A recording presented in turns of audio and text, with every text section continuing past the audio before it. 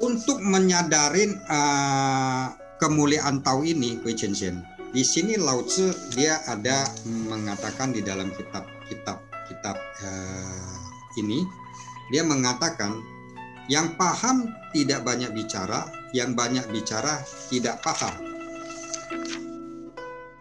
Tutup lubang, tutup pintu, buka ikatan, redupkan sinar, melebur bagaikan debu, ini namanya maha gaib. Nah, jadi untuk menyadarin ini, Kui Chen Shen, kita mulai harus belajar bagaimana. Ya bahasa gampangnya ya sekarang ya bahasa gampangnya ya, lebih banyak diam, lebih banyak bekerja. Jangan banyak bicara, tapi tidak bekerja. Ini bahasa gampangnya seperti itu dalam realitas hidup kita. Nah, Hushe ingin memberikan satu ilustrasi, ya. Ini ada satu kisah katak yang hidup di dalam sumur. Seekor katak ini tinggal di dalam sumur. Dia hanya bisa melihat langit atau angkasa sebesar lubang sumur saja. Dia berpikir bahwa langit ya seperti itu. Ada satu kali datanglah burung hinggap di sumur itu, terus menceritakan bahwa sebenarnya langit itu sangat luas dan banyak makhluk hidup yang lain, juga banyak benda-benda yang belum pernah dia lihat. Jadi kalau di sumur kan si katak ini ya mungkin lihatnya air saja. Tapi sang burung memberikan masih banyak yang ada yang belum dia lihat. Tetapi si katak itu mentertawakan sang burung ini sampai terguling-guling. Dia berpikir dan mencurigai bahwa burung ini sebenarnya sedang berhayal atau dikatakan juga mungkin juga tidak waras. Nah, Kui Chen Shen, kita untuk menyadarin Tao ini, ya, Kui Chen Shen, kita harus banyak belajar. Kita harus bisa menyelamin ya watak sejati kita. Bagaimana supaya bisa? Ya, langkah pertama Kui Chen Shen, ya jangan banyak bicara. Siu Tao jangan banyak bicara. Nah, yang dikatakan jangan banyak bicara, bicara apa? Jangan banyak bicara hal-hal yang tidak berguna. Jangan banyak membicarakan kekurangan atau kesalahan orang lain. Lebih banyak diam, lebih banyak menenangkan diri, lebih banyak introspeksi pada diri sendiri. Jangan sampai kita terjebak banyak bicara tapi kita tidak paham. Kenapa dikatakan banyak bicara tidak paham? Kalau kita banyak bergosip, banyak memfitnah, banyak berbicara bohong, itu dikatakan kita tidak mengerti hakikat kebenaran. Kalau kita tidak mengerti hakikat kebenaran, bagaimana kita bisa menyadari kemuliaan Tao? Nah, oleh sebab itulah Kui Chen Shen, kita betul-betul belajar sekarang, sedikit berbicara, lebih banyak bekerja, lebih banyak menenangkan diri, memahamin kemuliaan Tao ini, memahamin bagaimana kesadaran dari hati kita. Hushe ingin memberi contoh juga. Kita lihat seperti sesepuh kita, ya, para pendahulu kita, sesepuh kita. Bahkan kita bisa lihat para Tianchuanse kita. Bagaimana mereka bisa sadar akan tahu ini. Kita Husi yakin Anda pernah mendengarkan kisah dari sesepuh kita. Beliau bersama dengan mas sesepuh mereka ke Taiwan membabarkan wadah ketuhanan. Terus sampai ke Taiwan, masing-masing mempunyai tugas. Tugas yang diberikan kepada sesepuh kita adalah menjaga toko kelontong ya. Karena kenapa saat itu terjadi ya pemotongan uang lah, artinya mereka bawa uang dari daratan Tiongkok, akhirnya ya uang yang banyak, akhirnya ya uang yang banyak itu tersebut ya menjadi nilainya jadi kecil, sehingga untuk mempertahankan kehidupan mereka melangsungkan pembabaran Tao ya sesepuh kita ditugaskan untuk berdagang. Nah, berjalannya beliau berusaha dagang kelontong ini ke Shenzhen. Terus akhirnya wadah ketuhanan mas sesepuh berkembang, terus sesepuh yang lain juga berkembang, sehingga mulailah ada suara-suara sumbang mengatakan bahwa sesepuh kita ini sekarang sudah tidak Siu Tao lagi. Beliau hanya mementingkan dagang, mementingkan kehidupan duniawi. Tapi apa yang dilakukan oleh sesepuh kita? Beliau hanya diam saja. Beliau tidak berargumen. Beliau hanya diam. Nah, inilah Kui Chen Hsien. Beliau paham apa yang beliau lakukan. Berjalannya waktu, setelah wadah ketuhanan mas sesepuh, wadah ketuhanan sesepuh yang lain sudah stabil, ya, saat itulah barulah sesepuh kita mengembangkan wadah ketuhanannya sendiri. Nah, saat itu yang berkata-kata sumbang itu baru menyadari ternyata apa yang dilakukan oleh sesepuh adalah apa? Mensupport dana untuk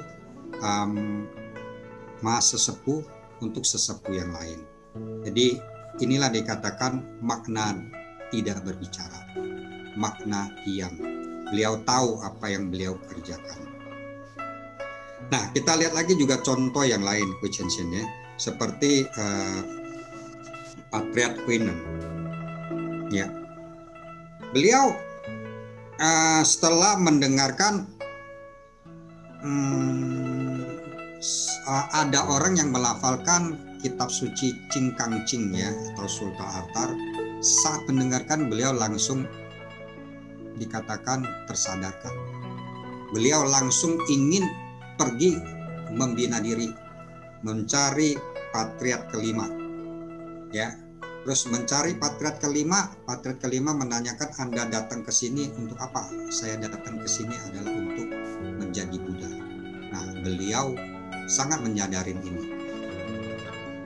Beliau ditugaskan di bagian dapur, tidak berbicara, tidak mendengarkan dharma. Ya, hanya tugas sehari-hari di bagian dapur. Tapi apa yang terjadi? Ya, beliaulah ya yang menjadi penerus dari patriark kelima, Kui Chen Hsien. Disinilah kita juga bisa memahami bahwa untuk menyadarin Tao ini Kui Chen Hsien, ya, yang terpenting adalah apa? Ya, bukan banyak bicara. Bukan kita berteori-teori, tapi adalah apa? Ya, menyadarin aku yang sejati. Sehingga kalau Anda perhatikan setiap topik-topik yang disampaikan itu kembali lagi adalah menyadarin aku yang sejati. Nah, sehingga Lao Tzu mengatakan Maha Tao begitu luas, orang bijak mendengarkan langsung sadar. Orang pintar mendengarkan kadang percaya, kadang curiga. Orang awam mendengarkan langsung mentertawakan. Sehingga dikatakan bila tidak ditertawa bukanlah tahu yang sejati.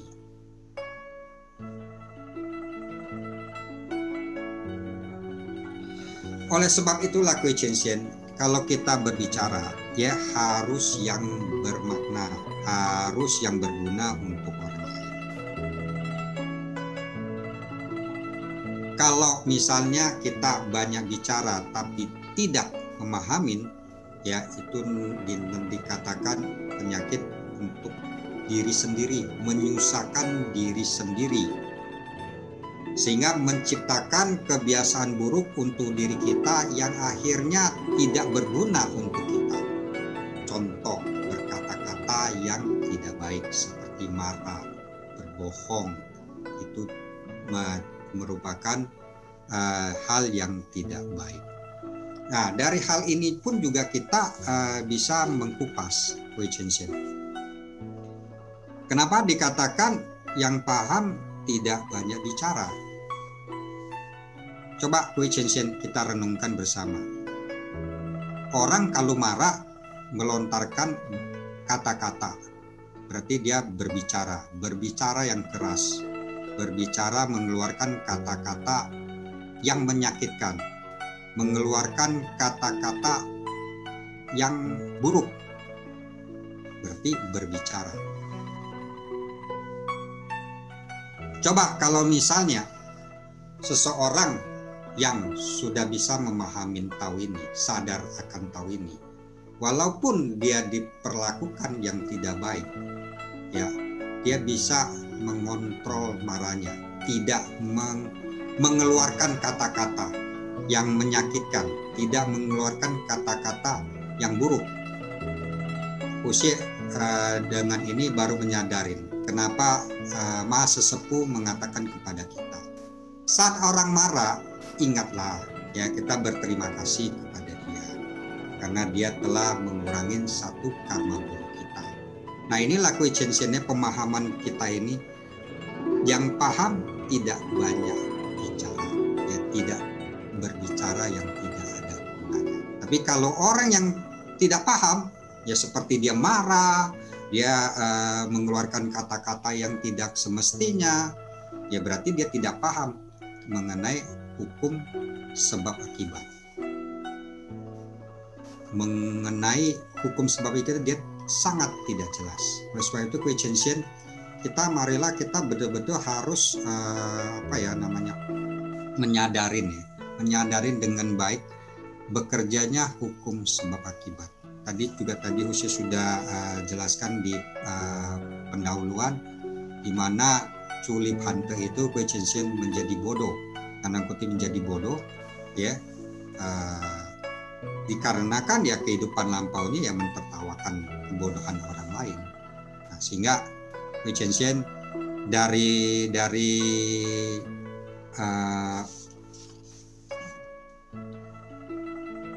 kalimat yang paham tidak banyak bicara, yang banyak bicara tidak paham, ya ini Kwee-Chien-Hsien betul-betul kita bisa resapin dan kita jalankan. Jadi hati-hati kalau suatu kali ingin marah, diam dulu, tenangkan diri dulu, tenangkan diri kita dulu, ya kembalikan lagi ya ke pintu suci kita, renungkan ada gunanya di kita marah, ada gunanya kan kita mengeluarkan kata-kata yang menyakitkan orang. Sehingga bisa dikatakan kalau kita paham berarti menggunakan polo miao tsui kita, ya sehingga kita tidak sembarangan bicara, ya. Dan bila mana yang tidak paham biasanya menggunakan kepintaran kita, ya pengetahuan dunia kita, ya sehingga terjebaklah di dalam dualisme, yaitu baik tidak baik, ya selalu terjebak di situ. Kalau kita terjebak di dualisme ini, Kwee-Chien-Hsien, berarti kita masih terikat dengan yang namanya Yo-Wei, ya ada wujudnya. Kita ingin melihat sesuatu yang baik, berarti ada wujudnya. Kita ingin melihat sesuatu yang tidak baik, berarti ada wujudnya.